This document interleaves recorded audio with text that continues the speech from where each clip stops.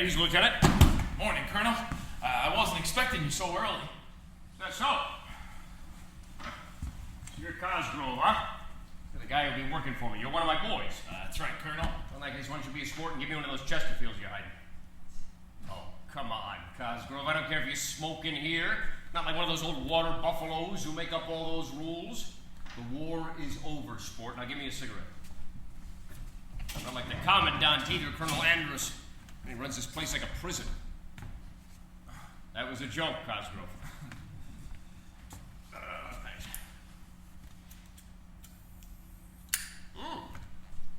Nice lighter. Your initials, right? Yes, sir. It was a birthday gift from Joan.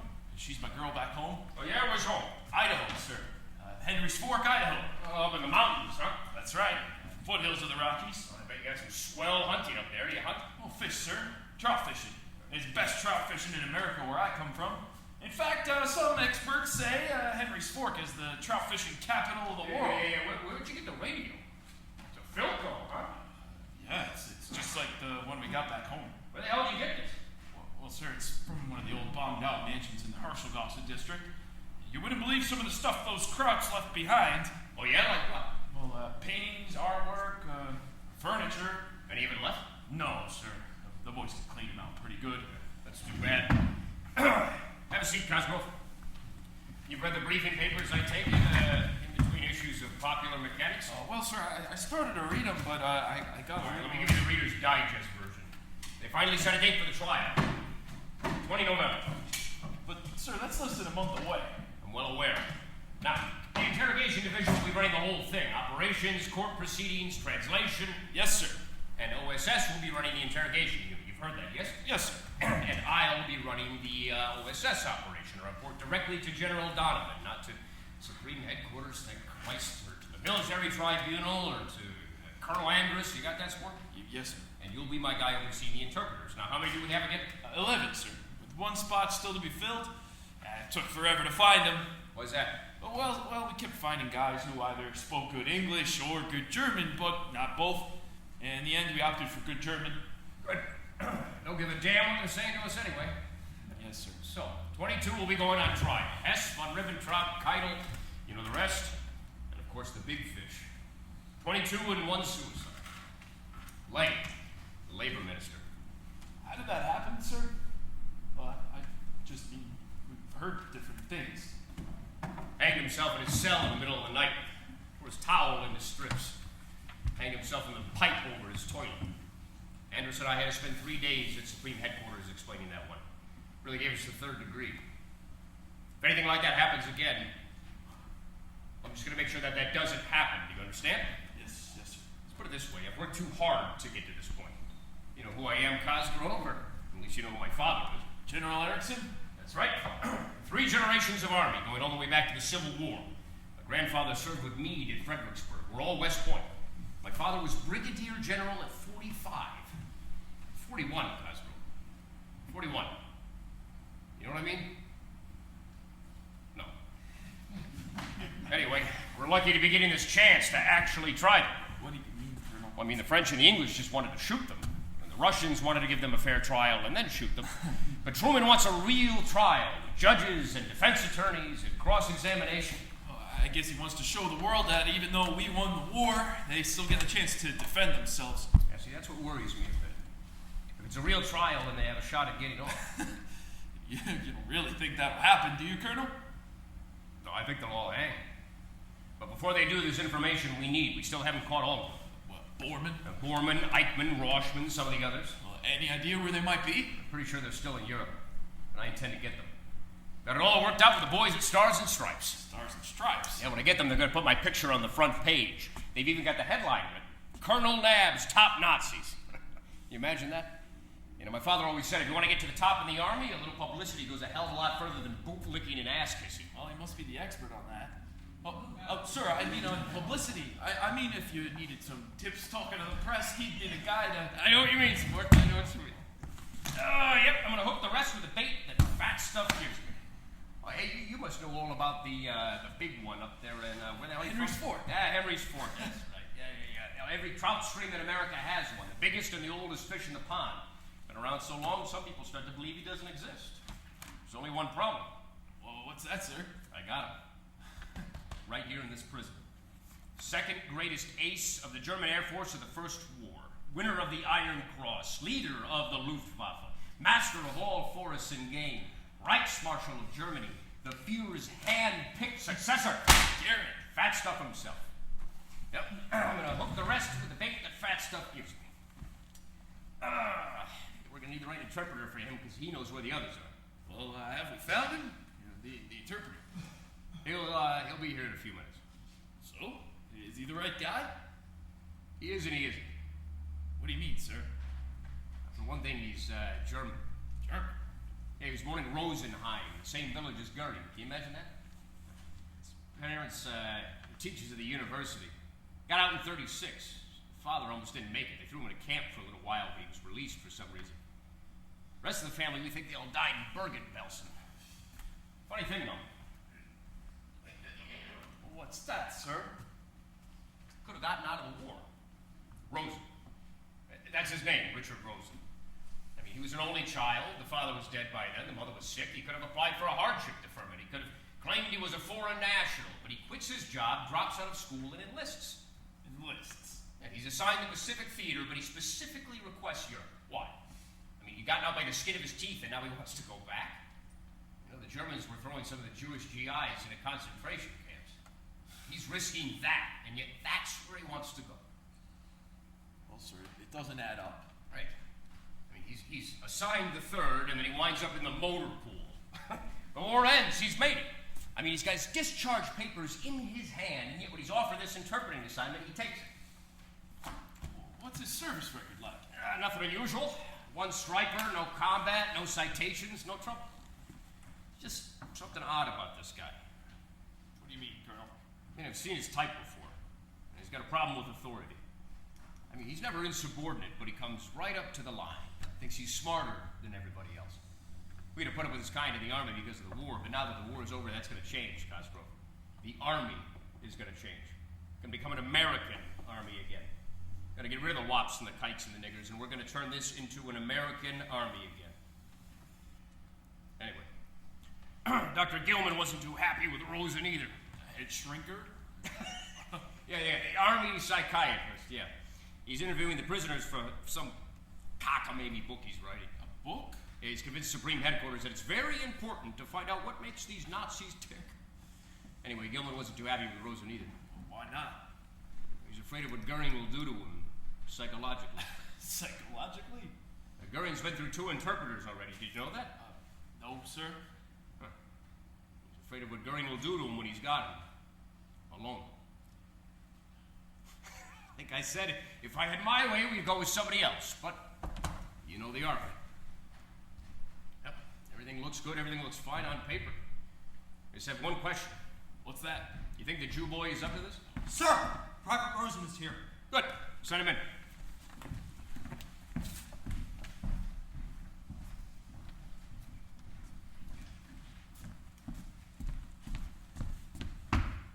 At ease, Private.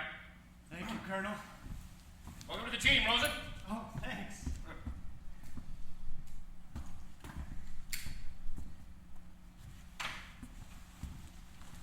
Oh, by the way, sport. You can't carry your service weapon while you're in prison. One of Colonel Anders's rules. We don't want any incidents, if you know what I mean. Cigarette? Oh, no thank you, sir. I don't smoke. Lieutenant Cosgrove and I were just going over the briefing papers. You've read them? Well, yes, sir. I've read everything they've given me. Good. Any questions? No, sir. Not at this point. You understand the assignment? Yes. I'm going to be one of the interpreters at the trial. I'll be involved with the pre-trial interrogations. And when the proceedings begin, I'll sit in a glass booth with the other interpreters and translate English to German for the prisoners and German to English for us. Is that correct? Sir? Sorry. Is that correct, sir? Yes. That was all in the briefing papers. Here's what's not. Take a seat. You're going to help us get information from one of the prisoners, one very special prisoner, Herr Goring. He's asked for a personal interpreter. He believes he's entitled to one given his position. We denied his request at first, but we figured it might be a good idea if he has one after all. You.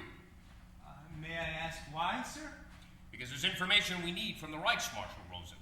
We still haven't caught all of his colleagues yet, and we know that he might know where they might be headed, or at least where they are. And then there's this little matter of the artwork. Some of the most important artwork in Europe is missing, stolen from museums, private collections. No idea Goring was an art collector. 700 paintings, 60 pieces of sculpture, bronze and marble statues from Greece and Rome, priceless tapestries, 100 crates of silver and gold.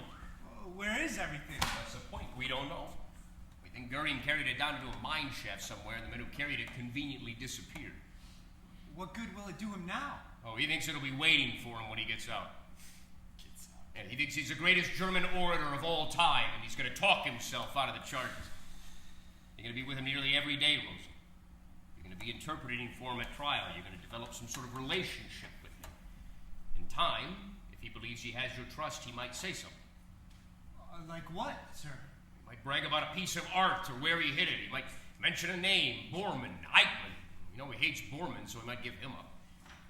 You've got to be listening very carefully, Rosen, because we've got to get them. We've got to get every last one of them. It's no good unless we get them all. Maybe we should just concentrate on the ones we've got now, sir. Nobody's asking your opinion, Private. Hey, I handpicked both of you boys for my team. I'm going to make sure you both get a mention in Stars and Stripes when the story runs. And if this goes as planned, when it's all over, you both got promotions. I gotta go. Got a meeting with Colonel Ambrose. Cosgrove can fill you in anything I missed. Oh, by the way, Sport, I set up a meeting for you with Dr. Gilman. You know who he is, right? Yes, sir. Oh, hey, Rosen. We should stop by the Grand Hotel down in the Bahnhofstrasse sometime. This crowd's got a swell bar, what's left of it. Yeah, there's a few bomb craters, but the beer's always cold, and the Frauleins are always, not cold, if you know what I mean. Just remember, bring me that old fat fish, garnished and out. Well, there's a man on a mission. What mission, Lieutenant? The war is over. Right. He's on a mission, all right. His own. Who knows what evil lurks in the hearts of men, Rosen? The shadow knows.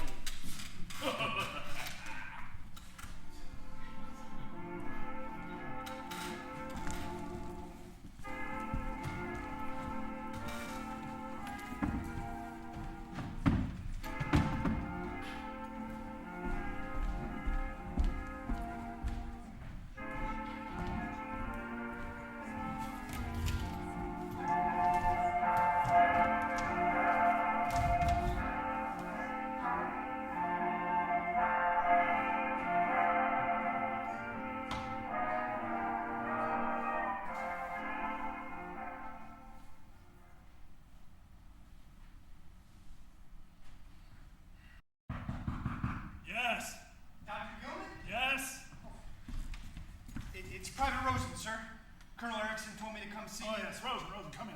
Come in. Sit down, please. So you're the interpreter, the one they chose. Yes, sir. The one they chose. Interesting choice. Let me ask you something, Private. How old are you? I'm 23, sir. Been in the Army long?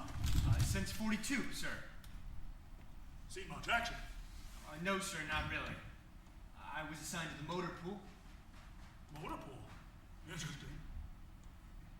Let me ask you something, Rosen. Did you like motor pool?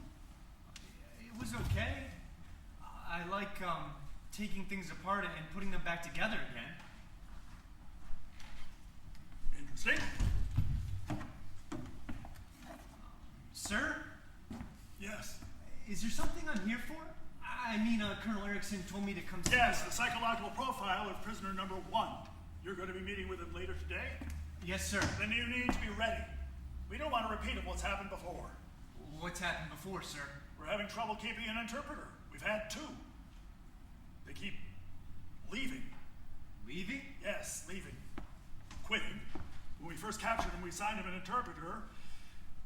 We had to let him go. Why? We believe Goring compromised him in some way. compromised? Yes, Goring was able to gain access to some of his contraband possessions, his papers, some personal items, other things. From the interpreter? Possibly. And the second? He was a young private like you. He begged off the assignment after 2 weeks. Why? He said he believed Goring was beginning to speak to him in his dreams. How much do you know about Herr Goring? Just what I've read in the briefing papers. Yes, I know. There's a lot in there about his ranks, his titles, his medals, his wives. But there are other things that aren't in those papers that you need to know. Yes? He's like no one you've ever encountered before, Rose, and I can assure you of that. He believes he's royalty, descended from the Teutonic Knights. In his mind, he's the rightful ruler of Germany, not Hitler. Goring dressed in robes and staged lavish parties in his hunting lodge up in the mountains. Well, I thought that was a rumor. No, it was all true. He hunted stags in his private forest. He had pet lions. He's been married twice. His first wife, Karen, died in 1931. He remarried an actress, Emmy, a few years ago. They have a 6-year-old daughter. Oh, yes, one other thing. He's a transvestite. Excuse me, sir? He enjoys painting his nails, rouging his face, and parading around in costumes and wigs. His favorite theme, apparently, was the Roman orgy. Everyone dressed in togas and Goring appearing suddenly as a god with a spear and golden sandals. Those things went on, apparently, for days. Oh, yes. He's also a morphine addict. Is he? Yes, we weaned him off the stuff for now. But he still wants it, and he'll do anything to get it. Anyway, I'm putting it all in my book. A book, sir? Yes, I'm writing a psychological profile of all the prisoners. There's one less now that Mr. Lay has excused himself from further testing by hanging himself. It's a pity. Lay was just beginning to get interesting. Excuse me, Doctor, but what is it exactly you're trying to figure out? Why they did it. Why they murdered and incinerated millions. I'm absolutely convinced their minds are different from ours, a new species. I've written to Supreme Headquarters. I want to do autopsies after they're executed. I want to examine their brains. Pardon my question, Doctor, but do you really think some good will come of it? Of course. If not, what was it all for? The war, the deaths.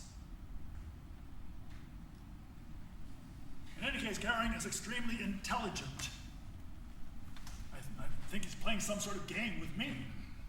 Game? Yes, he's retreated into his own mind. I mean, everything he once had, lavish homes, yachts, jewels, everything is gone.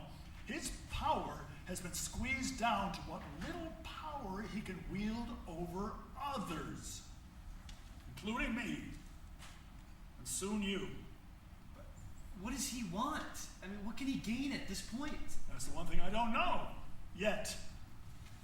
But you are soon going to be in a position to find out. Just promise me something. What's that? If he says something really interesting, let me know.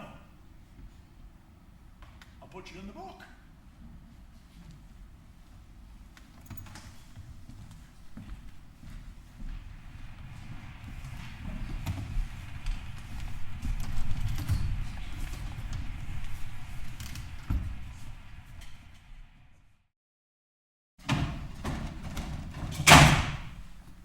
Is everything all right, Colonel? 1,700 hours, they're late. Well, maybe they aren't through with the interrogations yet, sir. Go, they're through with them. I know that. It's Goring. He knows I'm waiting for him, but he's figured out a way to delay things just to get my goat. Well, has he gotten it, sir? And what? Your goat.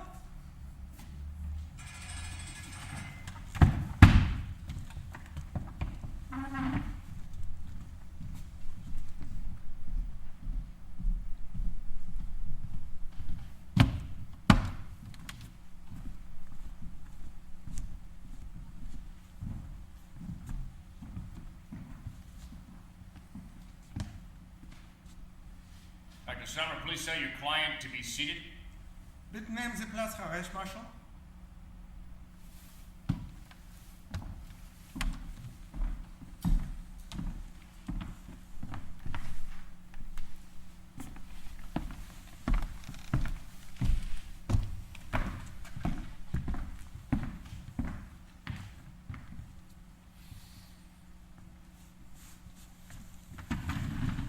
Dr. Summer, this is Private Rosen. He'll be your client's interpreter at trial and translator for all legal documents. Private Rosen, this is Dr. Stammer. He's the defendant's attorney. Das ist der Dolmetscher Rosen. It is a pleasure to meet you, Private Rosen. Trust you know that a date for the trial has been set and all the preparations are being made? Yes, Colonel. I'm aware of that. I must compliment your office on its efficiency. It's very important you understand how the trial will proceed. It will be conducted according to the rules of an American courtroom. Der Prozess wird nach amerikanischen Regeln durchgeführt. The prosecution will present its case, but the defendants will have an opportunity to present their case and to cross-examine. Der Staatsanwalt und der Beklagte werden den Fall präsentieren und ein großes Verhör durchführen. Ja, das muss fair sein. Bis mir sein Silent und Hass Bitte gelegt sehr, wird. Herr Reichsmarschall. What did he say? He said, yes, all must be fair until the rope goes around my neck. I remind you, Dr. Stammer, that your client is presumed innocent. And if the facts of the case don't prove the indictment, the judges are empowered to find your client innocent. Der Angeklagte gilt als unschuldig und kann, wenn die Tatsachen nicht bewiesen sind, freigesprochen werden. Ja, die Siege bestimmen immer die Regeln. Bitte. Und sie können sie Ja, ändern, das wenn war es schon. nicht so läuft. Bitte. He said the victors always make up the rules, but they can change them if things don't go their way. Do you or your client have any questions at this point? No, Colonel. I believe everything is quite clear. We will be ready to proceed when the trial begins. Very well. If there's nothing further then, Ich möchte, dass er da mit dir bleibt. Ich möchte mit ihm sprechen. Allein. what is it? Das ist ein ungewöhnliches Ersuchen. What is it? Excuse me, Colonel. My client wishes to have some time alone with with the interpreter. I told him it is most unusual and would not be permitted.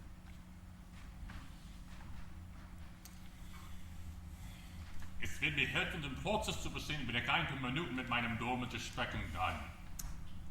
He says it will help him to understand the process if you can speak with him. Very well, but only for a few minutes. And the guard stays just outside. Tell the Reichsmarshal that this is an example of the fairness of the proceedings. Für ein paar Minuten als Beispiel für Fairness. Die Wachen bleiben.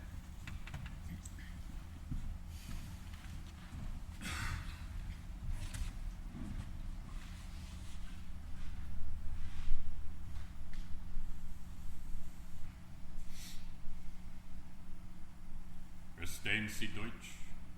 Nein. Ihr Name ist Rosen. Ja. Das ist ein deutscher Name. Nein, Herr Reichsmarschall. Das ist ein jüdischer Name. No, Herr Reichsmarschall, it is a Jewish name. What's so funny?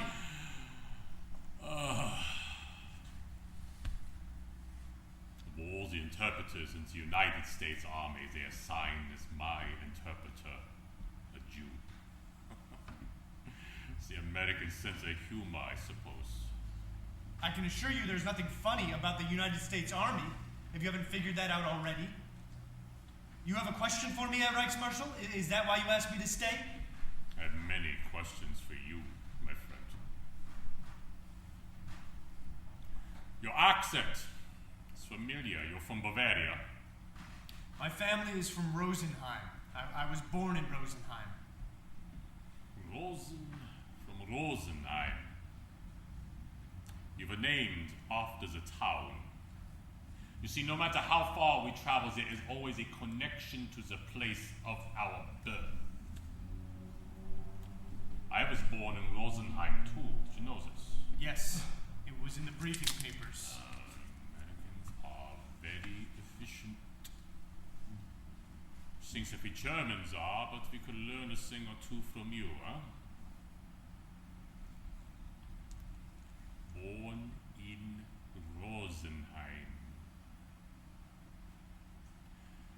birthplace makes us comrades somehow. I doubt that, Herr Reichsmarschall.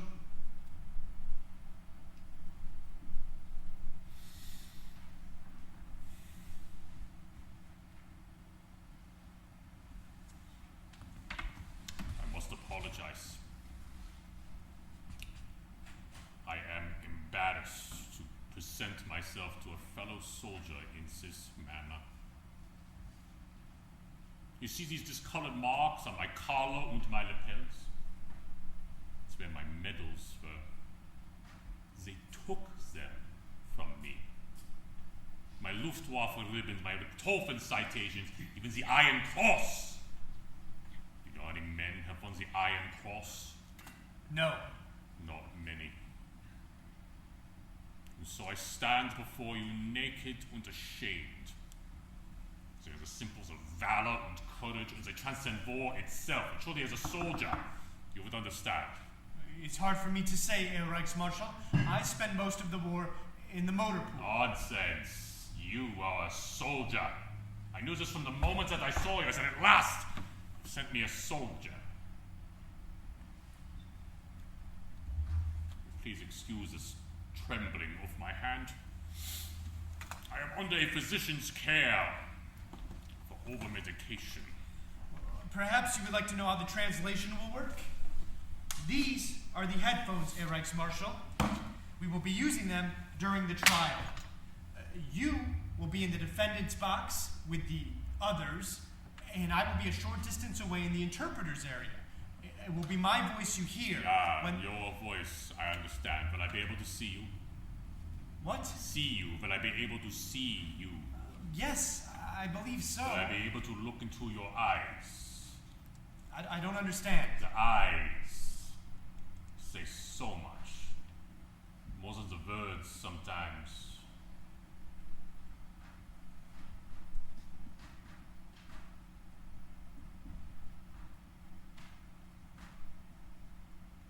But it will be your voice alone I hear through this machine. Yes, my voice only. So good to hear your accent. Reminds me of home. Makes me feel as though I've found a friend.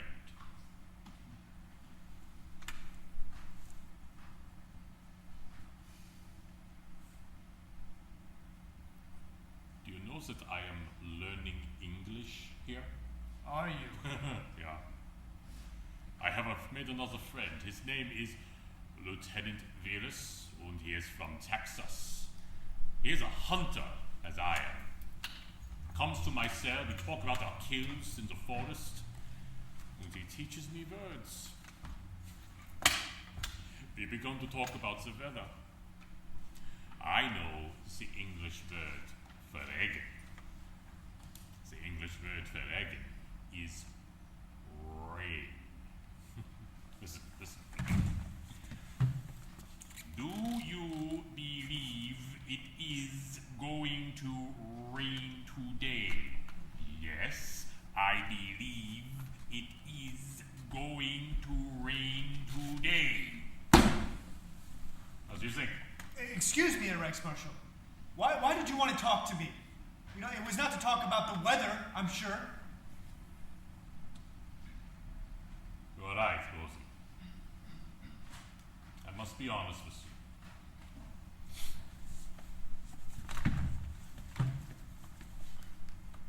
This attorney that they have given me, this Stammer, he's a fool. It will be a miracle if I escape his legal assistance with my life. The truth is, I need a good interpreter more than I need a good lawyer. I can speak for myself, but I need someone who will make my words soar like eagles and sing like birds. I am what I am, Rosen. I am a soldier like you in the service of a country. But my country has lost a war, which now I am a prisoner of war, which the things that were done in war should be left on the battlefield. It would be the same, Rosen, if we had won once the Americans were on trial. Excuse me, Herr Reichsmarschall, but I am sure if you had won, there would be no trial.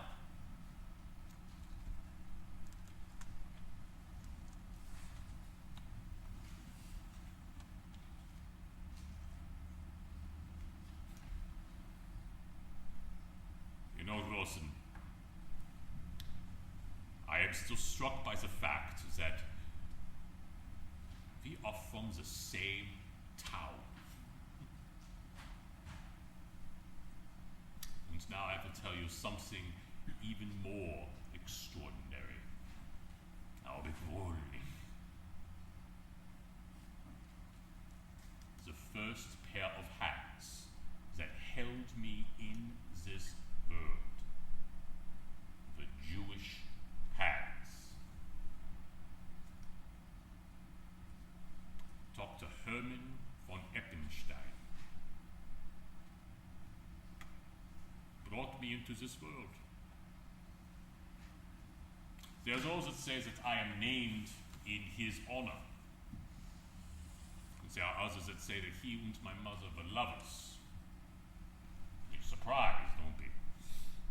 We lived in his house, a 900-year-old mansion. They say that Uncle Hermann bought it out of respect for my father. Maybe it was out of love for my mother, who knows? A surprise, no?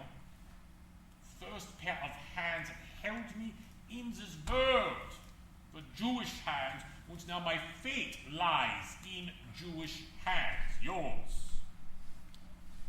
I think you misunderstand our relationship, Herr Reichsmarschall. I think not.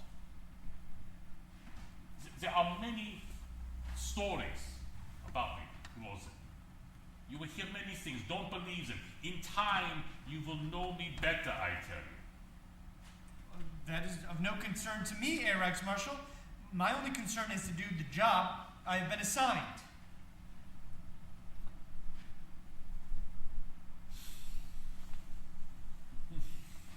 Bravo, Rosen. Bravo. Now we understand each other. Do we? I'm certain of it. I only hope you are what you appear to be. And what's that? Someone who is sent here to help me. I certainly hope you were not sent by Dr. Gilman. I tell you, Rosen, that man is insane. Ugh. All day long, he harries me with questions. He makes notes in his little pad. He shows me blots of ink on pieces of paper. He asks me what they are. I say, they're blots of ink. He makes notes in his pad. Has me play Herr Hunter Hound. Herr Hunter Hound? Yeah. He thinks that he's going to discover the secret. Well, what secret? The secret of who we are, why we have done the things that we have done. He believes that our brains are different, our minds. Oh, this doctor is in for a surprise. And what's that? Our minds are no different than his. Or yours, for that matter. And so this game, Herr Hunter Hound? Yeah. It's no doubt a little joke for Dr. Gilman. You see, it was a test used by the German courts to determine mental competency before sending a prisoner to a camp. And so he has me take the test again and again. What is it, the test? A story. As we make up a story about a hare, a hunter, and a hound. But each time, I change it. It drives him crazy. What is the story? Oh, well. Tell us a story, Herr Reichsmarschall, about the hare, the hunter, and the hound. A story, Herr Doctor, yeah, a story. Are you writing, Doctor? One day, on a beautiful summer afternoon, the hunter and the hound were looking for the hare in a field. The hound ran ahead and spied the wily hare buried deep in his covert. He flushed him out, he gives chase. But as the day goes on, the hound grows tired, and the hare escapes. He escapes? Ja, Herr Doctor, he escapes.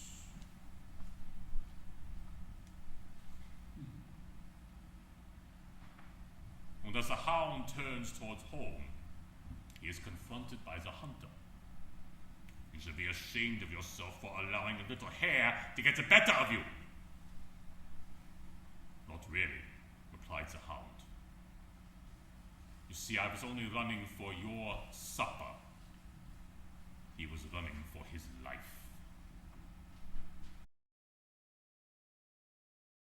Tell me something. I heard Lay killed himself. Yes, that's correct. How did he do it? Oh, does that matter? To me it does. He ripped up his towel and hanged himself from the water pipe above his toilet.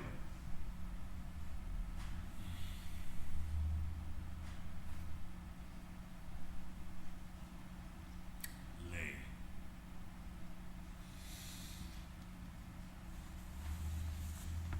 No matter, Lay was a fool.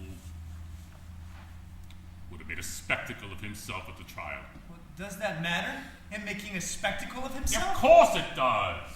The eyes of the world will be on us. Long after we are gone, the world will remember. And it's not just us, everyone, including you. So it comes down to this. I know what they want. And what's that? Dr. Gilman, he wants to shrink my head. The colonel, he simply wants it in whatever size he could get it. But I don't know what do you want? Just to do my job. I know that, but what do you want? Rosa, what do you want? Everyone wants something. What you want may be difficult to discover right now, but in time I will. For now, we have work to do. And what's that? The task of saving my life. Why should that be my task? I'm only your interpreter. Oh, fine. You are so much more than that. You are a member of my defense. You and my attorney are charged with saving my life, to save me from the gallows. Innocent until proven guilty. Yeah, that's how it works in America, correct? Yes, that's correct. I don't speak the language of my accusers, Rosen. I would have to rely on you. I will speak to a room full of strangers, men of stone, without ears, without hearts. I will speak in words, but you could turn my words into music. My life will hang on the words that you choose. And I will never know these words. You could be smiling at me from across the room in your little glass booth, and all the while I'll be cutting my throat. I must trust you, Rosen. I must trust that you are trying to save my life. That is too much to ask of me, Herr Goring. God said, I know that you can do it. You must know something else. And what's that? All night long, I hear the hammering. The sound of the gallows being built for me. And each night it gets louder. But I am not afraid to die. I have lived as no man has ever lived. And if it has to end, so be it. But I don't intend to give up. Not without a fight. We are going to show them something, Rosen, something that the world has never seen. No, I'm not a part of that. Yeah, you are. You are a member of my defense. You will be my voice. You will be a mirror to my soul. You will make them see the world through my eyes, which they can understand. And why would I do that? Because it is your duty. What, as a soldier? Yeah, as a soldier. Or as a member of my defense. That is what the defense does, doesn't it? You will be my voice, and my heart, and my soul. And the words will belong to both of us.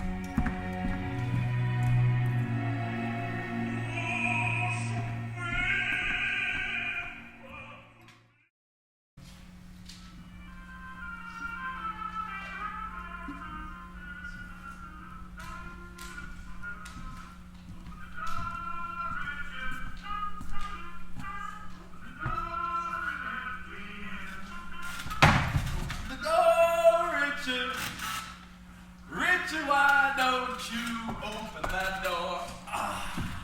You get it, Rosen? Song, like you, Richard, song? You don't. Yeah, the song.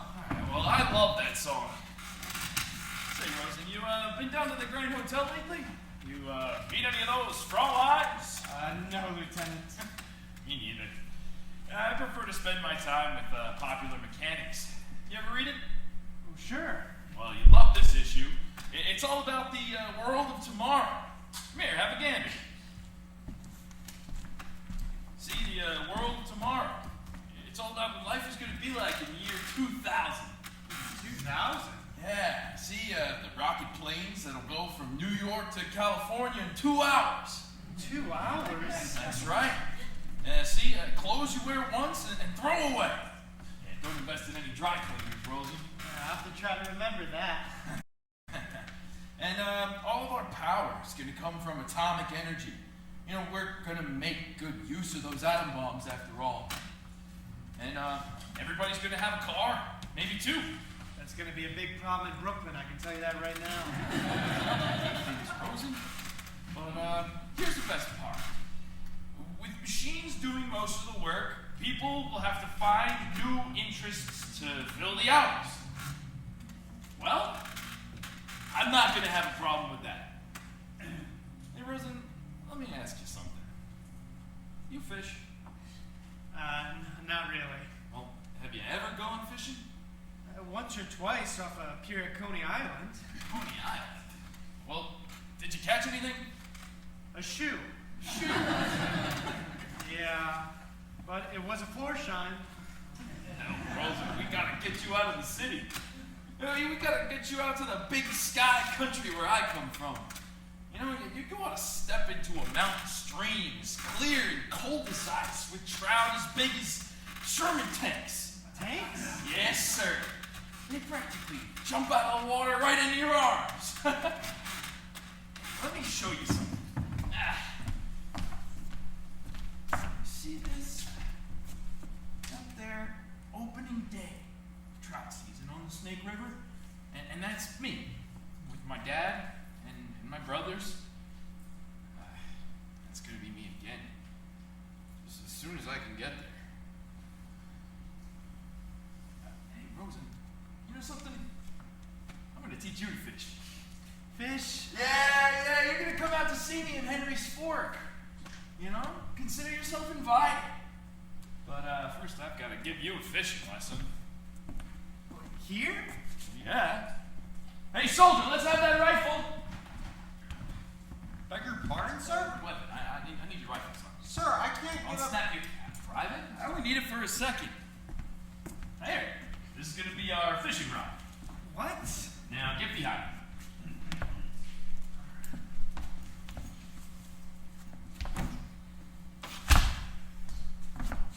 All right. Now, put one hand on my right elbow and one hand over my left shoulder so you can feel this.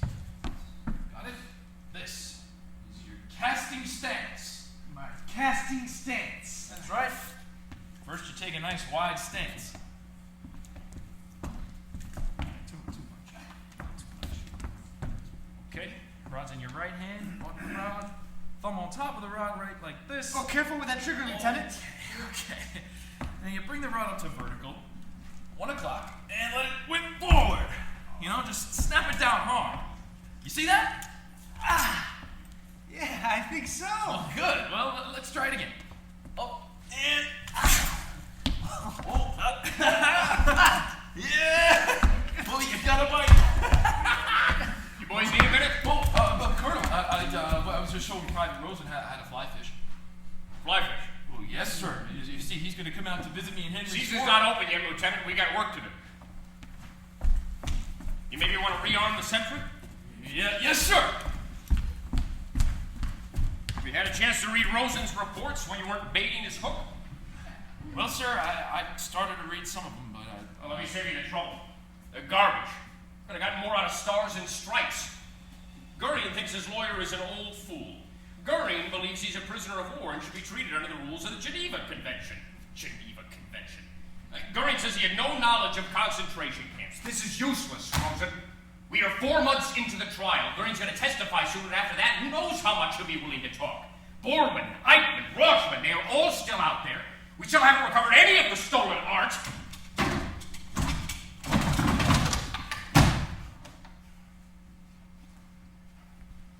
But don't worry, boy.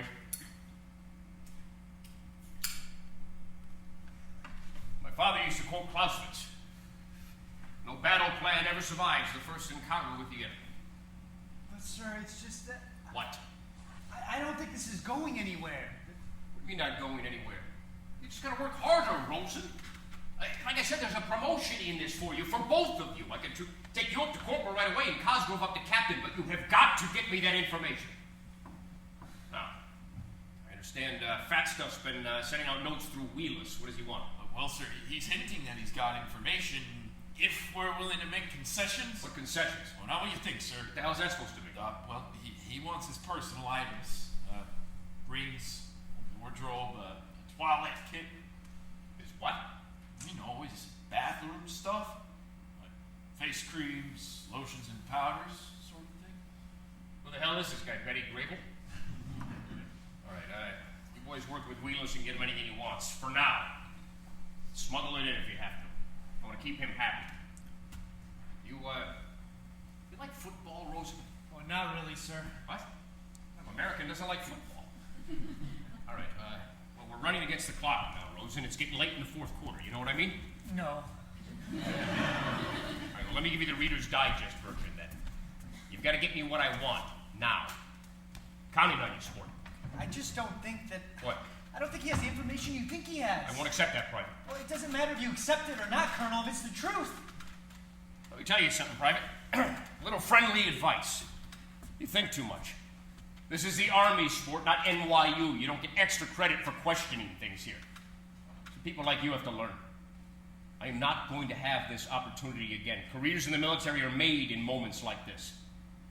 My father had his chance in battle. I never got one. I heard you requested a transfer to intelligence, sir. Out of combat. And who the hell told you that, soldier? It's a lie.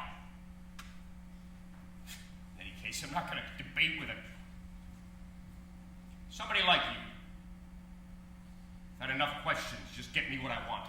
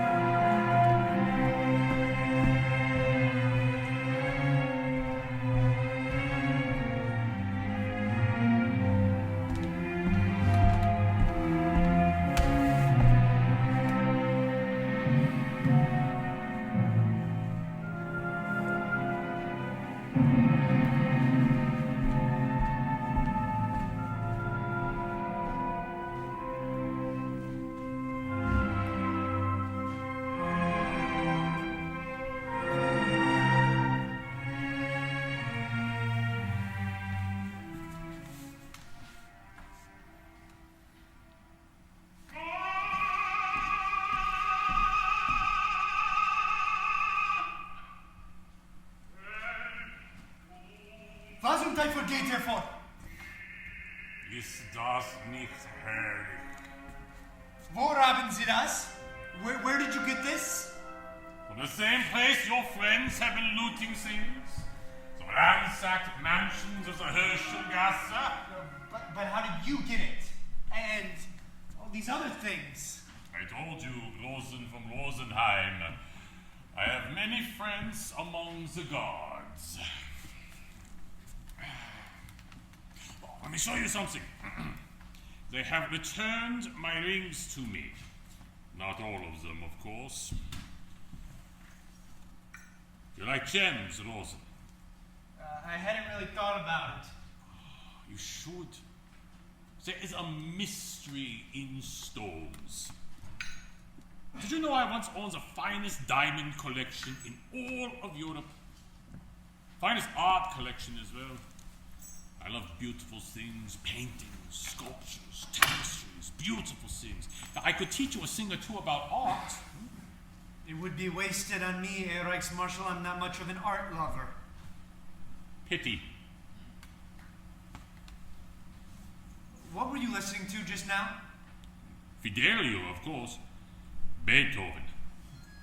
I would have thought it would have been Wagner. Wagner. It's a bag of wind from Leipzig. Nein, there is only one great German composer. One genius. The deaf one. Do you know the story, Fidelio? No. Oh. A great man is betrayed and imprisoned in the darkest corner of the deepest dungeon, forgotten by everyone except the woman that he loves. Only she knows that buried deep within the depths of this hell, there exists a human heart and a great soul. And so she vows to free him. She gains access to the prison when she makes her way level by level to where he lies forgotten. Deep in the darkness of this prison, in the darkness of his soul, he waits for her.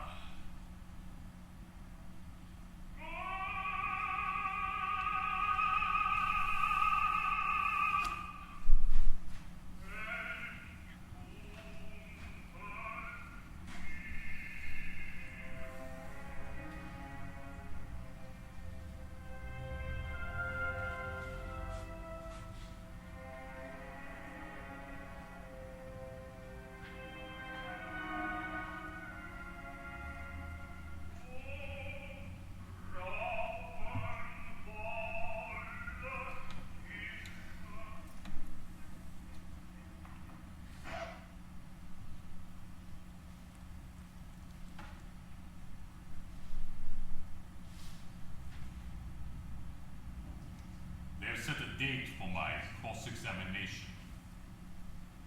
March 18th.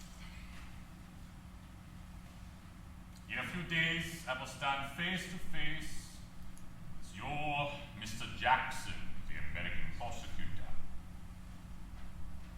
There will be others in the room, of course, but in reality, it will be just he and I. Great American prosecutor and the leader of all Germany. I tell you, Rosen, if I can beat him, I have a chance at acquittal. You can't be serious. Of course, if you could convey my words with absolute precision. If not, there are other ways. What other ways? I told you, Rosen from Rosenheim. I have many friends, even here in the darkness of this prison. What friends? Those with a sympathetic point of view.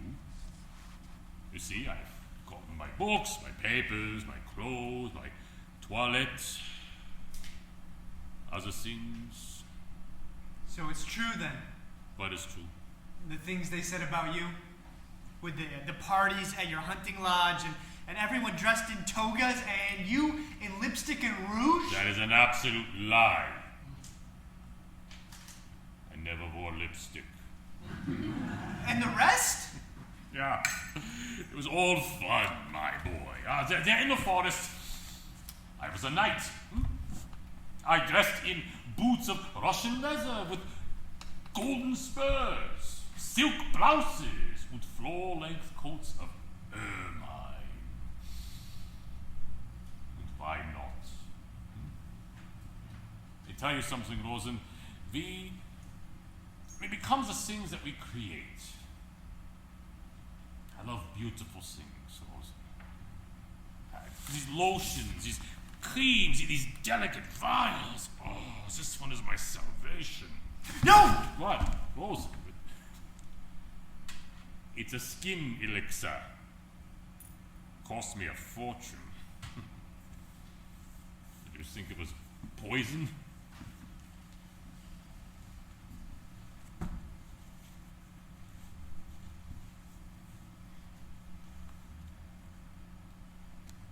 Anyway, I'm glad to have these things for now.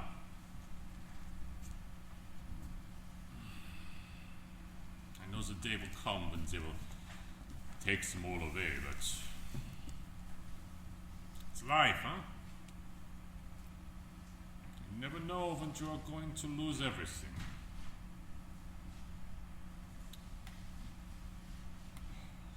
Rosen, I've been meaning to talk to you about something. It's been troubling my mind for some time now. What are you talking about? I am troubled, Rosen, by some of the things the gods have been saying. And what's that?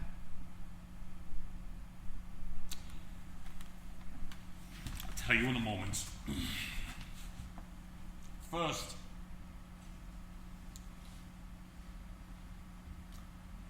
I want to learn something about you. We have known each other for months now. I see you every day from across the room in your little glass booth. I hear your voice inside my head, but I know so little about you. What do you want to know?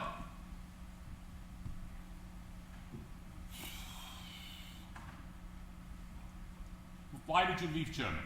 Why is that important? It's not important. It's a question. I know that you were born here. I know that you left when you were very young. I know that your parents were teachers at the university. How did you know that? I told you, Rosen from Rosenheim. I have many friends since the United States Army. You'll be surprised at the things that I know. It is just a question. I am just curious. Why did you leave? Isn't it obvious? Every story is different. All right. It was because of a stone. Stone. Yes, a stone. I don't understand. I was hit in the eye by a stone thrown by one of the other school children in the yard. They had begun to separate the Jewish children from the others, and the stones had begun to fall. That is why you left Germany, a stone. Yes, because my parents knew that now that the stones had begun to fall, they would never stop. So unfortunate. Yes, unfortunate. My father arranged for me and my mother to leave Germany. He put us on a train, but he stayed behind to try to get his parents out. He was arrested and thrown into a camp. And there he died? No, he was released because of a law that decreed that all German men, regardless of race, who won the Iron Cross in the First War, were to be released. My father won the Iron Cross, and so they let him go. That was my law. I wrote that law. And so I saved your father's life. My father's courage saved his life. But you're right, Reichsmarschall, we are connected, more than you know. It was tragic, Rosen. It was tragic that those things occurred. We heard rumors about them They could not believe that they were true. You can't expect me to believe that. You must believe it. It is true. Tell you something, Rosen. I have seen just as much anti-Semitism in the United States Army as I saw in the German army. The guards, when they come to see me, they speak of their admiration for me, for us. How could this be? And in the United States Army. Surely you feel this for yourself. You must feel it, don't you? Don't you think it was a coincidence that of all the interpreters in the United States Army, they assign as my interpreter a Jew? I'm sure my religion had nothing to do with it. I'm sure your religion has everything to do with it. Do you think it was a coincidence or just a way to put a Jewish soldier to some sort of a test? Don't you think that they are laughing about it even now in their officers' club? Surely you must know that they speak about you even now, behind your back. Here are the trial transcripts, Herr Reichsmarshal. Dr. Stammer will be here shortly. I believe our meeting is over. And so you are telling me that there is no anti-Semitism in the United States Army?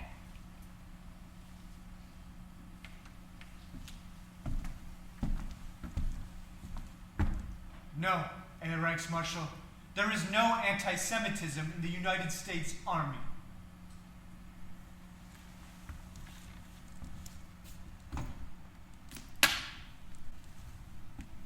It started in basic at Benning. They needed information for our dog tags right after we arrived. And there were 150 of us just off the bus. And it was hot, you know, it was Georgia, for God's sake. The sergeant asked for the Protestants to step forward and shout out their names, and he wrote them down on his clipboard. Then he asked for the Catholics to step forward, and I didn't think much of it. Then he asked if there were any Jews, and the talking stopped. I didn't know what to do, so I just stood there. Then he asked again, louder this time, "Are there any Jews?"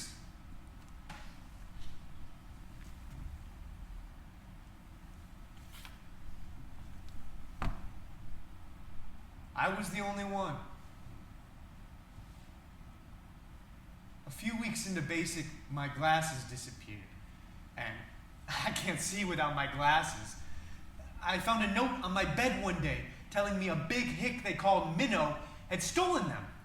And when I confronted him about this, he called me a dirty, lying Jew. A few weeks later, a cross started to appear on my pillow.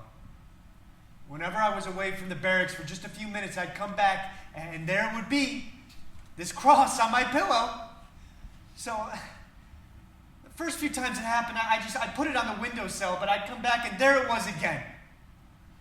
And so finally, one night, when the lights went out, I got out of bed, and I went to the middle of that barracks, and I held up that cross, and I said, "Who's putting this goddamn cross on my pillow?"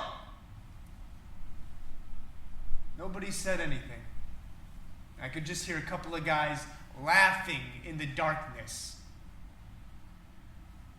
Well, it stopped for a few days, but then there it was again. And so the next time it happened, I got out of bed and turned the lights on. And I went to the middle of that floor and I held up that cross and I said, "So, you think this is funny, huh? Well, how about this?" And I threw it to the floor and I spat on it.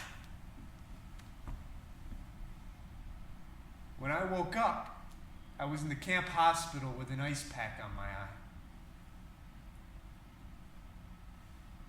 Right before we left Benning for Europe, we had leave, and a bunch of the other soldiers invited me to go into town with them. Can you believe that? After all they put me through at basic, all that shit, they asked me to go out with them. The white soldiers, the colored fellows, they went off on their own.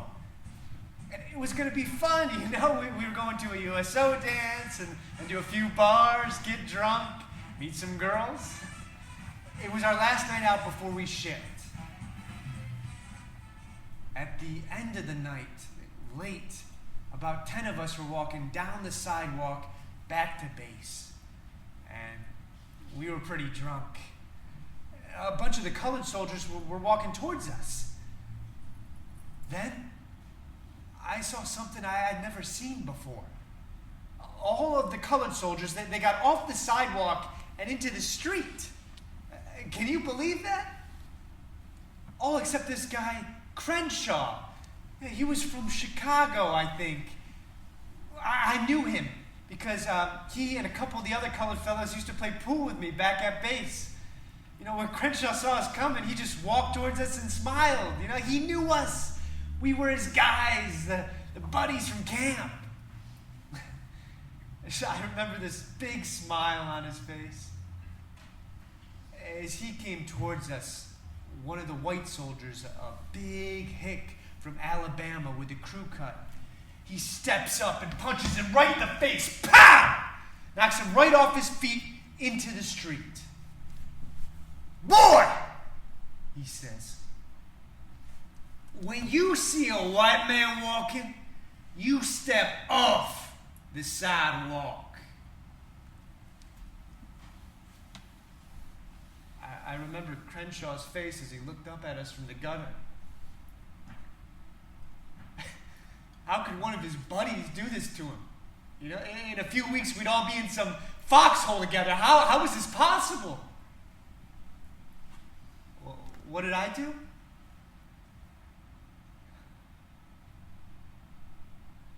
Nothing.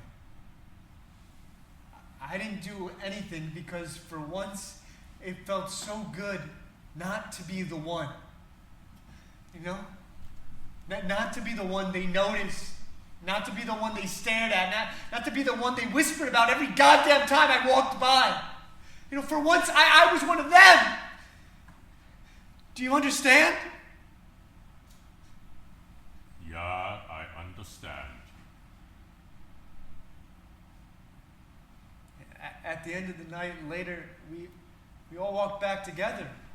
And they were singing, and one of the guys, he put his arm around me, like we were brothers. And I was singing too. And when I got back to the barracks, I went out to the latrine and I threw up. Why? Because I didn't do anything. I'm a Jew, and I didn't do anything. You know, after everything that's happened, the war, I didn't do anything.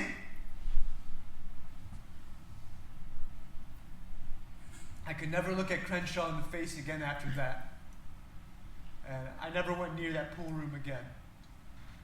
Why? Because for once, you understood what it means to be a part of something greater than yourself. For once, you understood what it means to be the hunter and not the prey. Perhaps what troubled you is you felt good, not bad.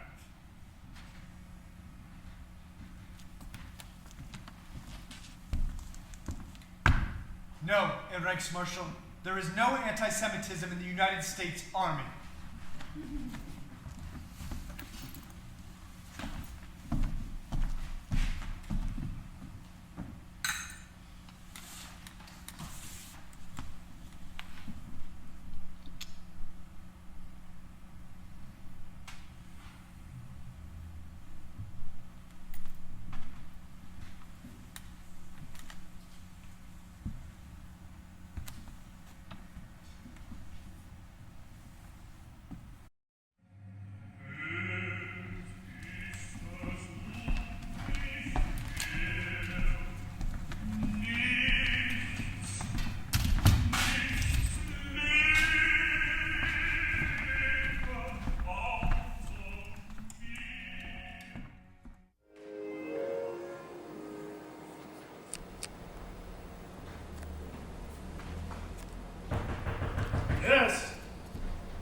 wanted to see me, sir?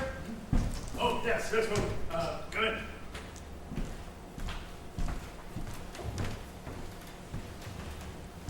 So, how have you been feeling? Me? I'm all right, sir. Been working hard for the last couple of weeks. At the trials? Yes, sir. It'll be over soon. I'm making some final notes on the book. I thought you might be able to fill in some blanks. Blanks? About Goring. He won't see me anymore. Did you know that? No. He's done with me. He's given express orders, no more interviews.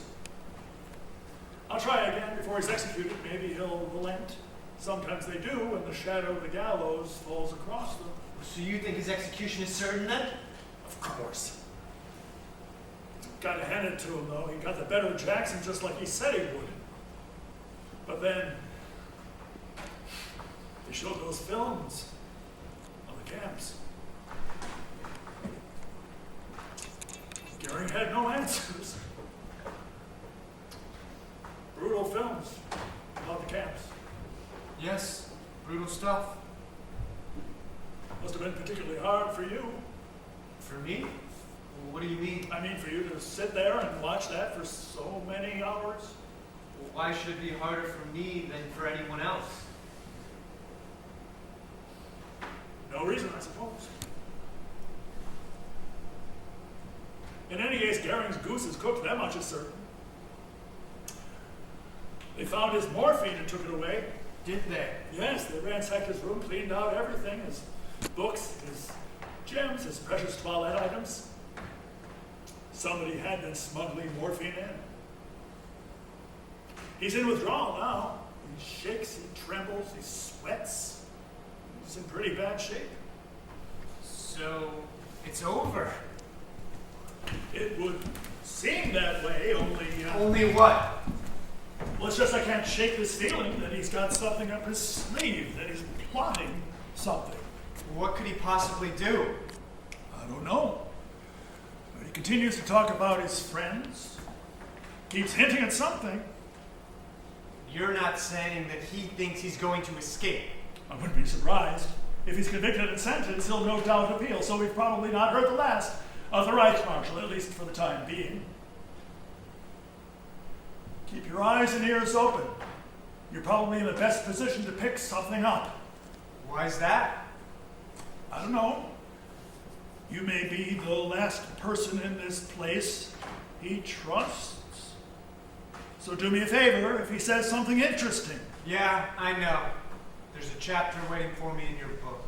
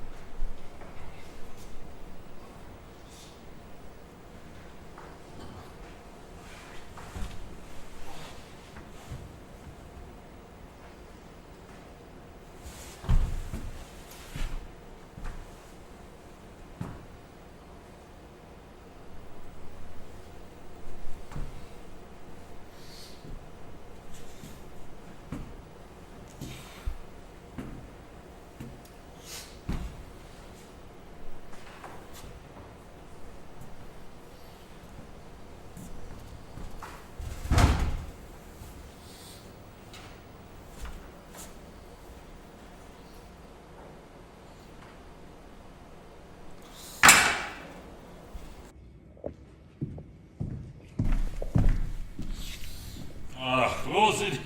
Come in. I'd ask you to join me, but the slop is not even fit for animals. I used to have the finest chefs in all of Germany fighting for the honor of cooking for me, and now this. Wasn't Stammer coming with you? No, Stammer won't be coming. Won't be coming. It's no matter.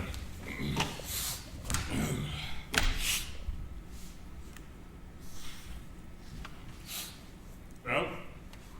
Well, what? Well? How was I? Huh? At the trial, huh? I haven't seen you in a week. How was I?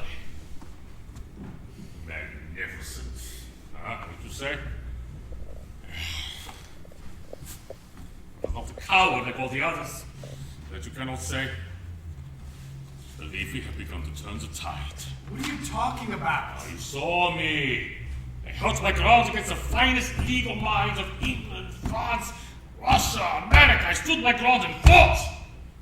They saw Hermann as a hunter. Why were you always telling the judge that you couldn't understand the question? And can you kindly repeat the question? You knew perfectly well you heard it. I was just trying to get under his skin, huh? To irritate Jackson. You see how irritated he became?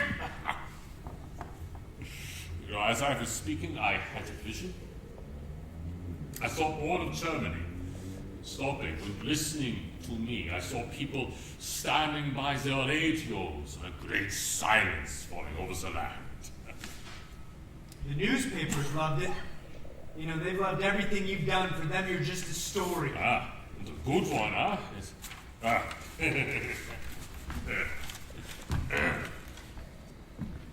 Jackson, you are the only person that can expound the true purposes of the Nazi Party.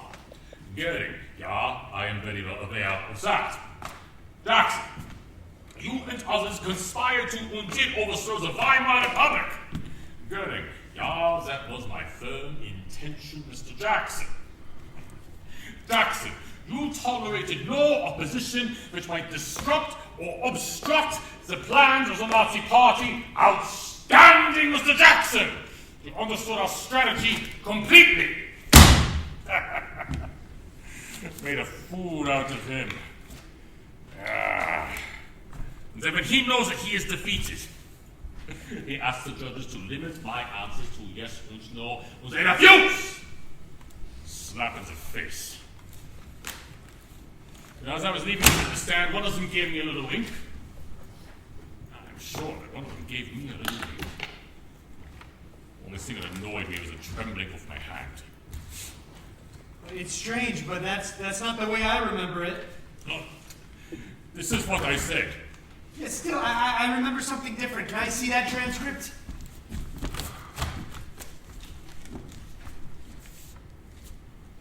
Yes, there are some other things you've forgotten. Forgotten. Mm-hmm. Prosecutor Jackson, Herr Reichsmarshal, let me ask you a question. Did you proclaim the Nuremberg laws, and were they not the beginning of the legal measures against the Jews?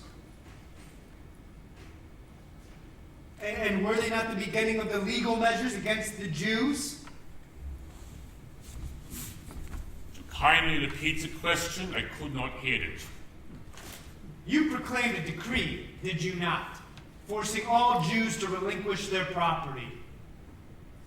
That was a long time ago. You cannot expect me to remember. Well, it was you, was it not, who signed a decree to make preparations for the final solution of the Jewish question? Man, that cannot be correct. You see this document before you? It is signed by you. Yeah, but the translation is faulty. Then give me your translation. I can no longer read the writing. I don't understand what it says.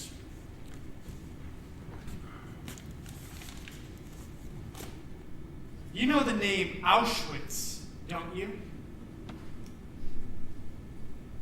I said you know the name Auschwitz. I believe I have heard that You name. believe you've heard of it. 4 million people were murdered there. Do you remember that? I have heard this statement here. You must remember the things were kept from me. But we have documents signed by you, Herr Reichsmarshal, describing millions of garments, millions of shoes, 20,000 kilograms of gold wedding rings, 35 train cars filled with human hair. Did no one tell you where they were getting these things, the effects of these people being murdered? None! You cannot imagine that I knew. I held no anger. The first pair of hands that held me in this world, the Jewish hand. Oh, yeah, I know. Old Uncle Herman. But we have minutes from meetings, Herr Reichsmarshal, from 1941 and 1942 and 1943, where the policy to exterminate the Jews was discussed in detail. Do you still deny you knew nothing about it? I can see these No, documents. you will answer my questions! Do you still deny you knew nothing of the policy to exterminate the Jews? I did not know that these things were taking place. You were the second man in all of Germany. You were Hitler's appointed successor, responsible for organizing the murder of millions of innocent people. Hey! I did not know that these things were taking place. And if I did not know, I cannot be held responsible.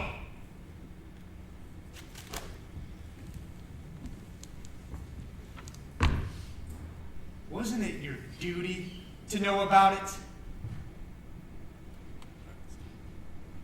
There must be an error in the translation. I must see these documents. Just answer the I question. no longer understand the Wasn't it your duty to know about I it? think there's a error in this Now, answer the question! Wasn't it your duty to know about it? Hey, was it my duty? I'm not saying! Was it my duty? I'm not saying! Was it my duty?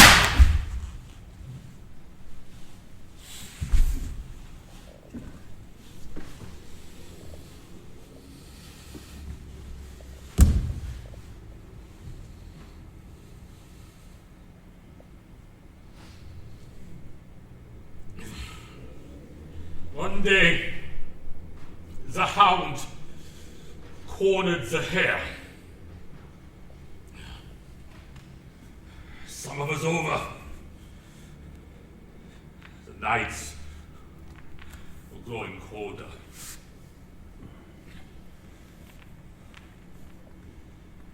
Let me go, begged the hare.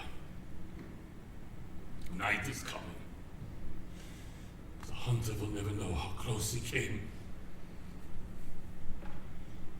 The hound shook his head. We are animals, cried the hare. We share a bond, but he could never know. The hound shook his head. You're a disgrace, a traitor. My blood is on your hands, not his.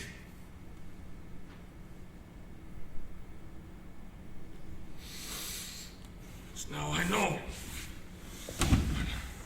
Now I know what has happened. Now it is clear to me. What's clear to you? You have been deliberately twisting my words. That's insane! You have been deliberately twisting my words! You sat in the little glass booth where nothing could touch you when you were deliberately twisting my words! These are your words! No! These words are not mine! They cannot be mine! I have spoken as no man has ever spoken! I have spoken from my soul as if I had nothing! These are your words, just look at them! I have been deliberately smiling and touching my soul and America! That's what it is all coming to it! Nothing! America's with the marks. You take the marks and you shove it your ass! You want to know about the Germans? I am going to tell you about the Germans! They will smile at you! They'll salute your flag! They will write your Declaration of Independence if you want them to! The moment that you are gone, they raise their right arms again. You'll see that I am right. You'll see.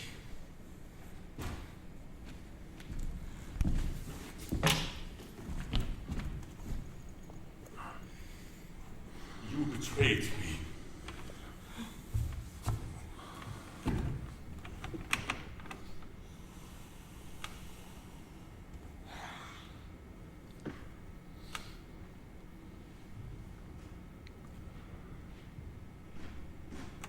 I should have expected nothing less from a Jew.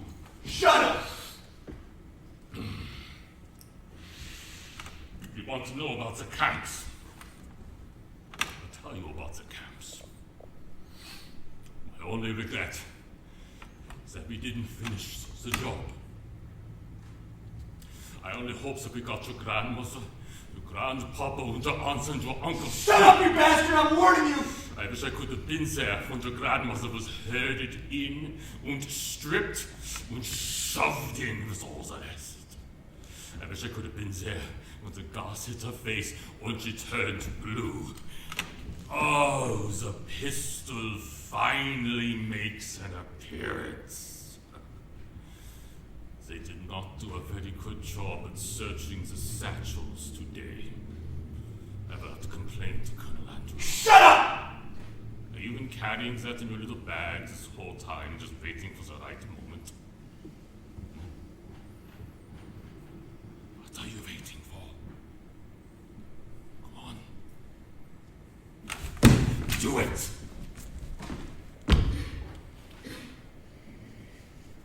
It's your chance to be the soldier that you never were.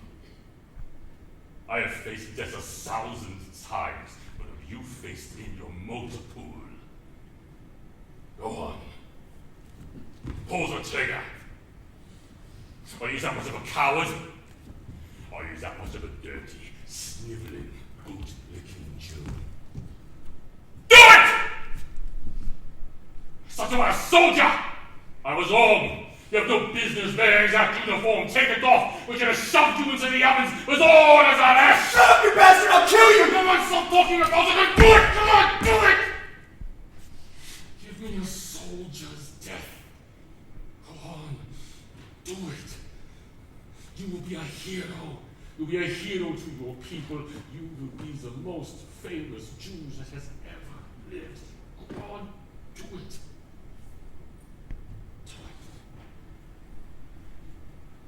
Do it for your grandmother. Do it for all of the Jews that we killed. Do it. Do it.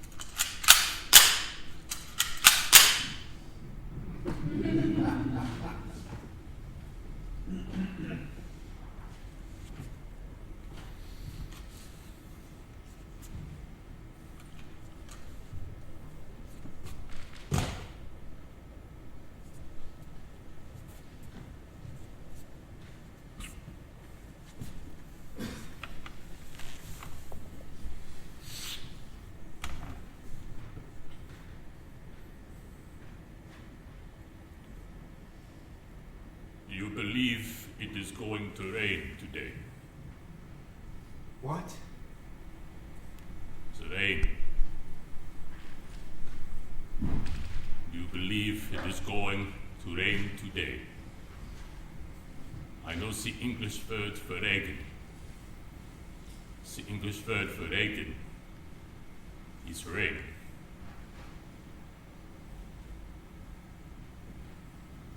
Yes. The English word for Reagan is rain. I think it's going to rain.